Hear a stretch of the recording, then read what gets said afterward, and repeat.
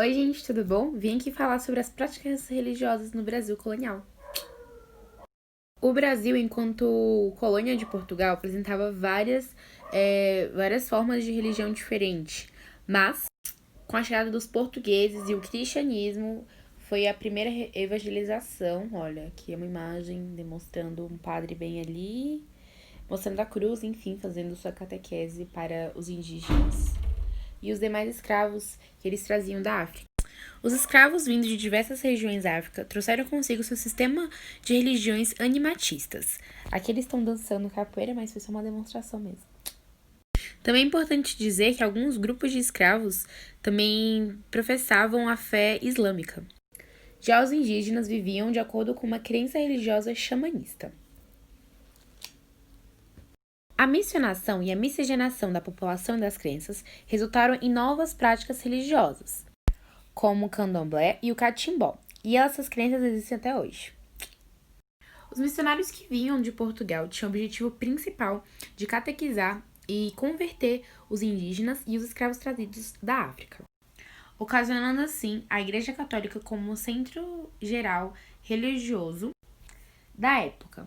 Então, tudo que acontecia dependia da igreja e as festas, os entretenimentos, as missas, as procissões, tudo era a igreja que comandava, já que ela se tornou ela se tornou a maioria da religião na época colonial, do Brasil colônia.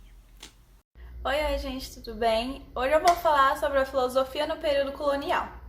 O início do pensamento filosófico brasileiro durante o período colonial inspirava-se nos temas tratados pela Segunda Escolástica Portuguesa, tendo como ponto central a adoção da ortodoxia do Concílio de Trento, que foi de 1545 até 1563.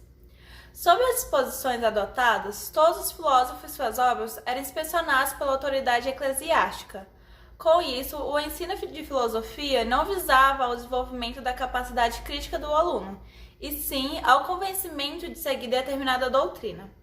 Consequentemente, o pensamento filosófico brasileiro no período colonial sofreu influência da metrópole, sem abertura às filosofias modernas formuladas na Europa durante os séculos XVI e XVII.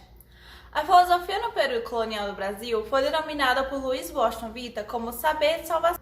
A chegada dos jesuítas exerceu grande influência no ensino do Brasil colonial, pois os livros se concentravam em suas mãos.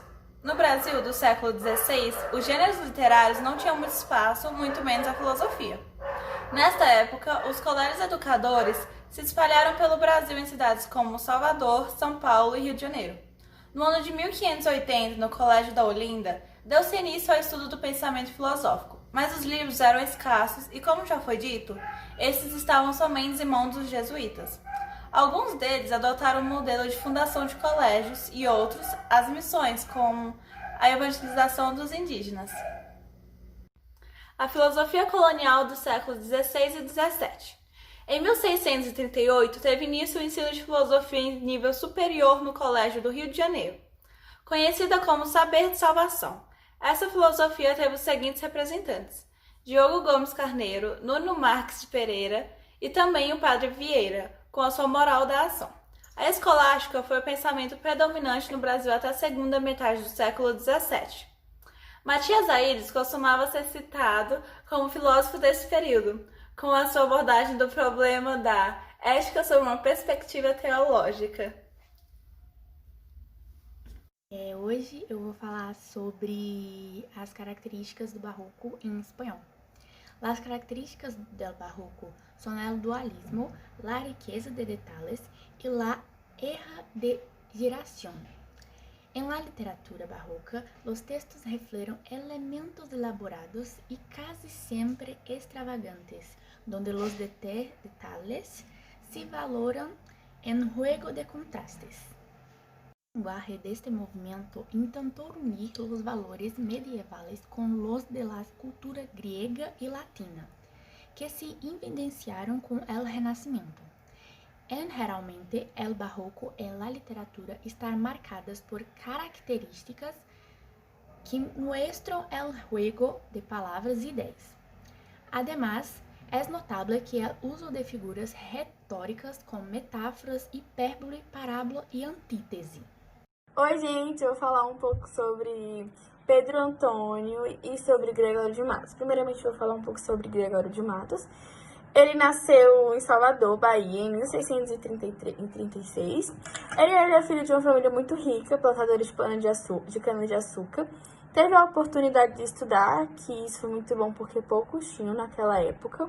Primeiro, ele estudou em colégios jesuítas. Depois, ele foi fazer um curso de Direito em Coimbra, que era em Portugal.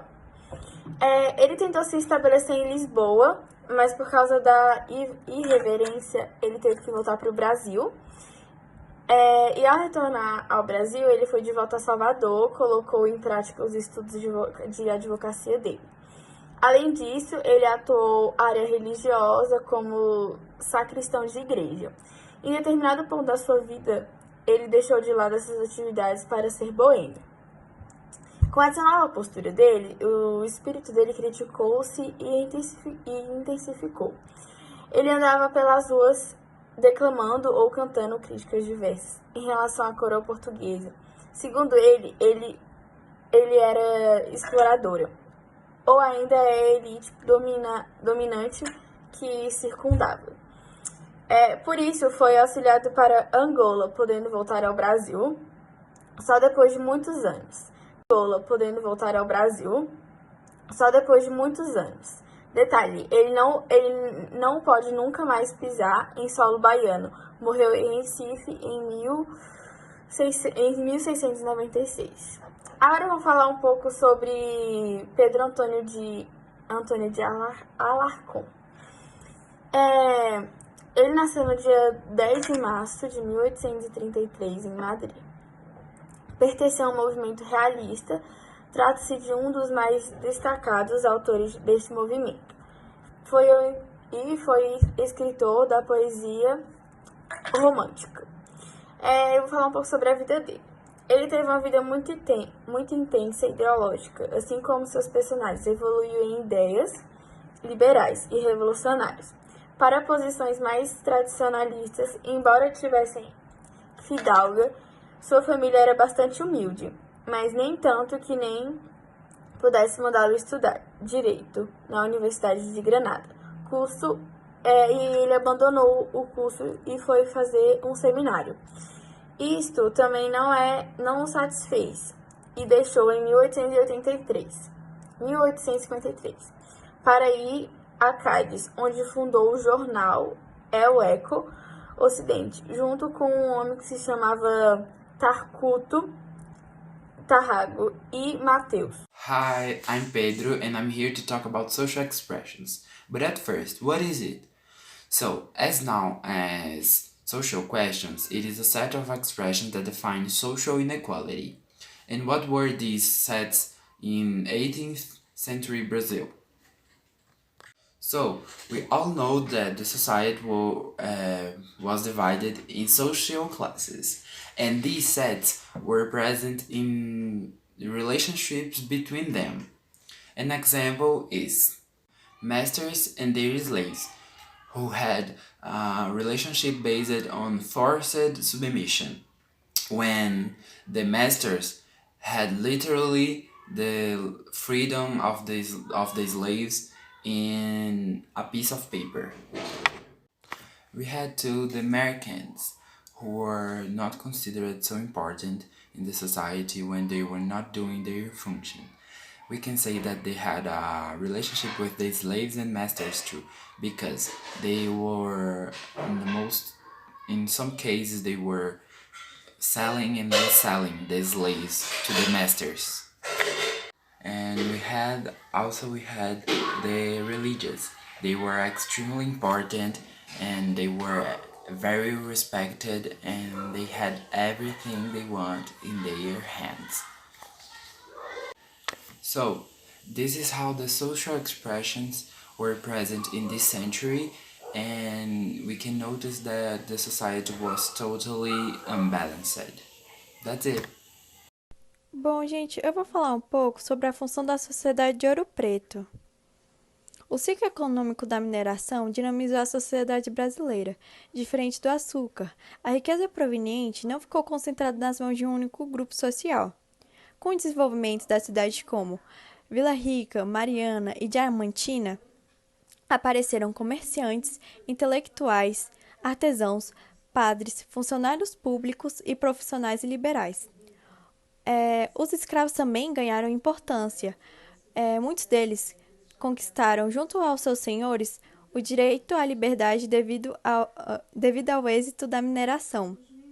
Outro grupo que se destacou também foram os tropeiros. Eles comerciavam mercadorias e alimentos.